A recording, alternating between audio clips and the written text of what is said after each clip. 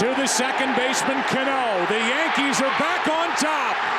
World champions for the 27th time. When you think of Mariano Rivera, you think of the Yankees. And more importantly, the Yankees dynasty of the late 1990s and early 2000s. But what if I told you he was extremely close to being a Mariner in 1996? And what if I told you that Ken Griffey was 15 minutes from becoming a New York Met? These what-if trade scenarios could have changed the landscape of the Major League for decades, but they failed to come into fruition. In this video, I'll be going over the biggest what-if trade scenarios that almost happened in the last 30 years. If you guys go on to enjoy my content, I would appreciate a like down below. Over 90% of the people that watch my videos are not subscribed, so it would mean a lot if you could subscribe and join that community that we're growing over here. Now, with that out of the way, let's get right into the video. Mariano Rivera, coming off of a rookie season where he pitched in 67 innings to a 5.51 ERA, was almost traded to the Seattle Mariners prior to the 1996 MLB season. The trade would have seen Felix Fermin, a shortstop, don the infamous Yankee pinstripes, and would have addressed what was seen as a depleted position when it came to depth. The trade was mainly being considered by Yankees owner Jordan Steinbrenner, but was highly contested within the organizations. Thankfully for Yankees fans, smarter heads prevailed, and the trade was nipped in the bud by Yankees management. The trade falling apart was a major factor in why Derek Jeter was kept on the opening day roster for the Yankees after struggling in spring training of that season. The rest is really history for Jeter. As for Rivera, he paid the Yankees front office back immediately for their trust in him. In April of 1996, just merely months after the potential trade, he pitched 9 perfect innings, and manager of the Minnesota Twins at the time, Tom Kelly, was quoted as saying, "He needs to pitch in a higher league. If there is one, ban him from baseball. He should be illegal." Rivera pitched the 1996 season as a setup man to closer John Wetterland. He would finish the season with a 2.09 ERA and 107 2/3 innings, and set the single-season record for most strikeouts by a reliever in Yankees history with 130. Their tandem was so effective, they helped the Yankees win 70 of 73 games when leading after 6 innings. Baseball Reference calculates Rivera had a 5 WAR value to the Yankees that season, a figure that no reliever has touched ever other than Rivera in 1996. The Yankees would go on to win the 1996 World Series in the fall of that season, and you would probably know that Jeter and Rivera not only helped them in 1996, but were pivotal pieces of their success for the next decade plus. As for Felix Fermin, funnily enough, he would be released by the Mariners on April 13th, 1996, and signed by the Yankees nearly a month later on May 8th, before ultimately bouncing around the league for the remaining months of the season and retiring that offseason. He recently has been managing the Tecolotes de los Dos Lares, a Mexican team. I know my pronunciation was off. It's few of those.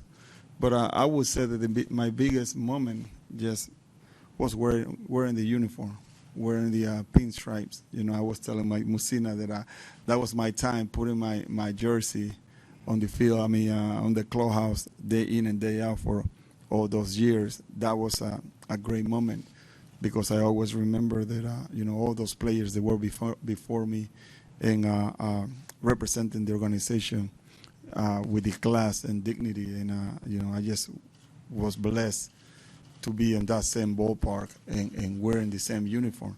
That to me was just the moment of feeling great about the uniform. Now, arguably Griffey's whole career is a what if, but what if he was traded to the New York Mets instead of the Cincinnati Reds? Griffey in 1999 wanted to be closer to the East Coast where he grew up as a result of his Orlando neighbor, Peyton Stewart, being killed in a plane crash in October of that season. In December of 1999, there was an actual possibility, and the Mets ownership were extremely confident in pulling it off, allegedly telling free agent Todd Zelli that they would be acquiring Griffey. According to Griffey himself, though, there was no real possibility of that happening, as the Mets front office only gave him 15 minutes to make the decision at 11:45 at night. Griffey did not want to wake up his wife and father in the middle of the night, so it made the decision clear for him. You had a shot to come to New York from Seattle. That wasn't really a shot. No, okay. Well, what happened there? They only gave me 15 minutes to make a decision. They said we needed an answer. It was 11:45 at night. They said we need an answer by 12, which is 9 o'clock Pacific time. And they said, because we're going to dinner. I was like, all right, well then, I guess that, made it easy for me. I'm not going to wake my wife up and, call everybody and try to make a life decision in 15 minutes. So it was like, thanks, but no thanks. Griffey would go on to veto the trade to the Mets, and ultimately, as baseball's history would have it, he was traded to the Cincinnati Reds in exchange for pitcher Brett Tomko, outfielder Mike Cameron, and 2 minor leaguers. Griffey would sign a 9-year extension to stay with the Reds, donning his father's number 30. The trade had a lot of Mets dreaming of a Piazza and Griffey middle of the lineup, and how might that have changed baseball history in Queens? Could you imagine if Alex Rodriguez played on the Boston Red Sox side of the Yankees-Red Sox rivalry? Well, it almost happened in 2004. The Texas Rangers had signed A-Rod to a 10-year, $252 million contract in 2001.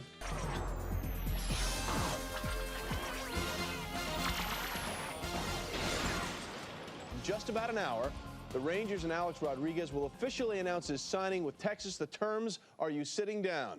10 years, $252 million. But following the deal, the team would finish in last in their division for 3 straight seasons, and the team decided to put the all-star shortstop on the trade market. The Rangers would find a trade partner in 2004 with the Boston Red Sox, even agreeing to a trade that would have sent Manny Ramirez to the Rangers alongside star pitching prospect John Lester. It was about 3 in the morning, maybe even later, and we knocked on Tito's door, who had just been hired a week before, and we wrote out the lineup for him, and he literally started dancing in his hotel room like in his underwear. However, the trade would have required A-Rod to take a significant pay cut for it to happen, reportedly around $40 million. The idea of taking A-Rod's contract, which would have eaten up such a significant percentage of our payroll, was a non-starter because we wouldn't have been able to build any kind of team around him. So that's where the idea was hatched, where, let's see if Alex will rework the deal. As a result of the pay cut needed to make the trade happen, Don Thayer, the head of the Players Union at the time, would not sign off on the trade which was required. When we brought up dollars and we got down to it, we just said, Alex, we're going to need you to walk away from X. And then he said, yeah, I can do this. I said, we can make this happen. Thayer at the time of the proposed trade was quoted as saying, "There's no way that I'm going to let any player concede $40 million because this is a union that includes 750 players, and if we let one player make that type of concession, it sets the wrong precedent for the other 749. For our second negotiating session that night, we had a deal, and somewhere in my files is a signed Red Sox contract by A-Rod. Since A-Rod said in a podcast in 2022 that while he had originally did not agree with Thayer's decision at the time, he added, "In hindsight, I totally not only agree with his decision, but I totally understand it." How could baseball history have been changed had Rodriguez not only taken a pay cut of such magnitude, but played on the opposite side of the Yankees-Red Sox rivalry? And the entire night, sitting having dinner with Alex on the dais and talking to Alex about what happened and why Boston didn't happen between the Red Sox and the Rangers negotiations, the union's involvement, and it turned into being a little bit of a roadmap, and that's when I started to get the idea from that evening, we might have something here we can do. we looked at each other in the office and said, if A-Rod's willing to play third, he's a Yankee. And it started to leak out that he'd be willing to play third, and it was just a matter of time. We were just like waiting for the axe to fall.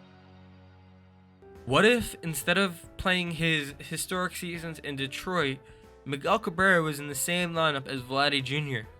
In 2007, having lost out on the likes of Alex Rodriguez and other targets, the Angels pivoted to Miguel Cabrera, as he was not only the best hitter in the league at 24, but was also available on the trade market.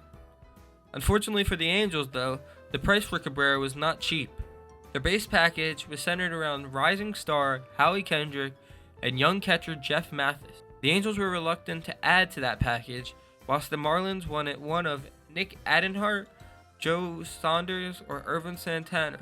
As a result, the trade was dead in the water, and as we all know, the Marlins pivoted to trading Miguel Cabrera for what at the time looked like a haul of promising prospects to the Detroit Tigers. Would Miggy still have gotten the Triple Crown?